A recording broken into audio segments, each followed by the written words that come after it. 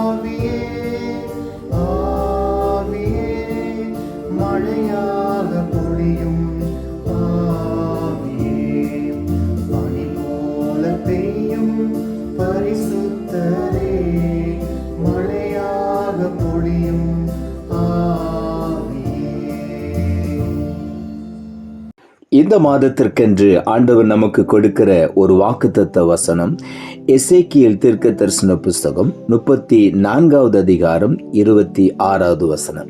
எசேக்கியேல் 34:26. நான் அவர்களையும் என் மேட்டின் சுற்றுப்புறங்களையும் ஆசீர்வாதமாக்கி ஏற்ற காலத்திலே மழையை பெய்ய பண்ணுவேன்.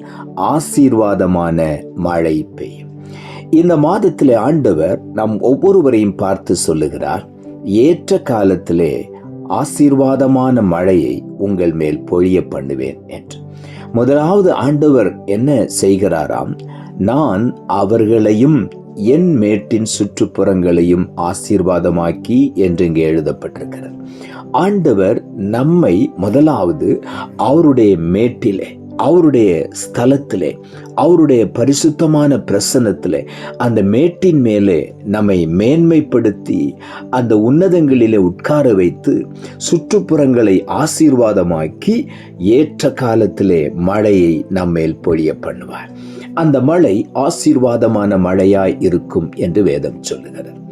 ஆண்டவர் நம்மை ஆசீர்வதிக்கும் பொழுது வேதம் சொல்லுகிறது, கர்த்தருடைய ஆசீர்வாதமே ஐசுரியத்தை தரும், அதனோடு அவர் வேதனையை கூட்ட மாட்டார். ஆகவே இன்றைக்கு ஆண்டவர் நம்மேல் ஒரு ஆசீர்வாதமான மழையை பெய்ய பண்ணுவேன் என்று வாக்கு பண்ணுகிறார். இந்த ஜூலை மாதத்திலே ஒவ்வொருவர் மேலும் ஆசீர்வாதமான மழையை நான் பெய்ய பண்ணுவேன். அந்த ஆசீர்வாதமான மழை இந்த மாதத்தின் 31 நாட்களும் ஒவ்வொருடைய வாழ்க்கையிலும் குடும்பத்திலும் அந்த ஆசீர்வாதமான மழை பெய்து கொண்டே இருக்கும். ஆகவே ஆவிக்குரிய ஆசீர்வாதங்கள், உன்னதத்துக்குரிய ஆசீர்வாதங்கள், உலக காரியங்களுக்குரிய ஆசீர்வாதங்கள், எல்லா ஆசீர்வாதங்களையும் ஆண்டவர் நிறைவாய் நாம் பெற்றுக்கொள்ள உதவி செய்வார். சகரியா தீர்க்கதரிசன புஸ்தகம் 10வது அதிகாரம் 1 வசனம் இப்படியாய் சொல்லுகிறது, பின்மாறி காலத்து மழையை கர்த்தரிடத்தில் வேண்டிக் கொள்ளுங்கள், அப்பொழுது கர்த்தர் மின்னல்களை உண்டாக்கி வயல்வெளியில் அவரவருக்கு பயிருண்டாக அவர்களுக்கு மழையை கட்டளையிடுவார் என்று வேதம் சொல்லுகிறது. ஆண்டவரிடத்திலே பின்மாறி காலத்து மழையை நாம் வேண்டிக் கொள்ள வேண்டும் என்று சொல்லுகிறார். ஆண்டவர் மின்னல்களை வரவிட்டு வயல்வெளியிலே நமக்கு பயிர் உண்டாகும்படி மழையை கட்டளையிடுகிற தேவன். ஆகவே வனாந்தரம் வயல்வெளியாய் மாறும் என்று வேதம் சொல்லுகிறது. ஆண்டவர் மழையை கட்டளையிடும் பொழுது நம்முடைய வாழ்க்கையின் வனாந்தரங்கள் வயல்வெளியாய் மாறும். கடுவெளி கழித்து புஷ்பத்தை போல் செழிக்கும் என்று எழுதப்பட்டிருக்கிறது. ஆகவே இந்த மாதத்திலே ஆண்டவர் மழையை கட்டளையிட்டு நம்மை செழிப்பாக மாற்றுவார். யாக்கோபு நிருபம் 5ஆம் அதிகாரம் 18ஆம் வசனம் இப்படியாய் சொல்லுகிறது, மறுபடியும் ஜெபம் பண்ணினான். அப்பொழுது வானம் மழையை பொழிந்தது, பூமி தன் பலனை தந்தது என்று இங்கே எழுதப்பட்டிருக்கிறது.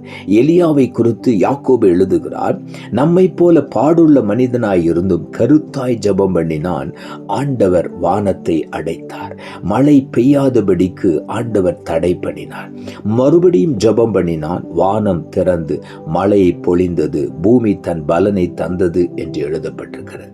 எலியாவின் ஜெபத்தை குறித்து நீங்கள் 1 ராஜாக்கள் 18ஆம் அதிகாரத்தில் வாசித்து பார்க்கும் பொழுது எலியா ஆகாப் ராஜாவிடத்தில் சொல்லுகிறான், என் வாக்கின்படியே அன்றி மழையோ பனியோ பெய்யாதிருக்கும் என்று. அப்படியே ஆண்டவர் வானத்தை அடைத்தார். மறுபடியும் மழையின் சத்தம் கேட்கிறது. அந்த ஆகாப் ராஜாவை பார்த்து சொல்லுகிறார், நீ சீக்கிரம் ரதத்தை ஆயத்தம் பண்ணி வேகமாக புறப்படும், மழை வரப்போகிறது என்று சொல்லிவிட்டு எலியா அந்த கர்மேல் பர்வதத்திலே தன்னுடைய முகம் முழங்காலில் படுகிற அளவிற்கு குனிந்து ஆண்டவருடைய சமூகத்திலே பணிந்து குனிந்து விண்ணப்பம் பண்ணினான். தன்னுடைய வேலைக்காரனை பார்த்து சொன்னான், சமுத்திரமுகமாய் போய் பார் என்று சொல்லி. அவன் பார்த்துவிட்டு வந்து சொன்னான், ஒன்றும் தென்படவில்லை என்று சொல்லி. மறுபடியும் 7 முறை போய் பார் என்று சொன்னான். 7வது முறை ஒரு மனிதனுடைய உள்ளங்கை அளவு மேகத்தை கண்டேன் என்று சொன்னான். உடனே ரதத்தை ஆயத்தப்படுத்தி எலியா புறப்பட்டு உடனே ரதத்திற்கு முன்னாக ஓடுகிறான். பெருமழையின் இரைச்சல், உள்ளங்கை அளவு மேகம் போதும், பெருமழையை கர்த்தர் கொடுப்பார் என்று எலியா விசுவாசித்தான். அந்த 7வது முறை பார்க்கும் பொழுது ஒரு மனிதனின் உள்ளங்கை அளவு மேகத்தை கண்டான். இந்த 7வது மாதத்திலே ஒரு உள்ளங்கை அளவு மேகத்தை ஆண்டவர் காண்பிக்கிறார். கடந்த 6 மாதங்களும் நீங்கள் பல காரியங்களில் பிரயாசப்பட்டிருக்கலாம்.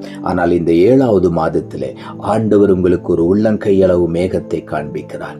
பெருமழையின் ஆசீர்வாதங்களை இந்த மாதத்திலே ஒவ்வொருவரும் பெற்றுக்கொள்ள போகிறோம். ஆகவே உள்ளத்தின் ஆழத்திலிருந்து ஆண்டவருக்கு நன்றி சொல்லுவோம்.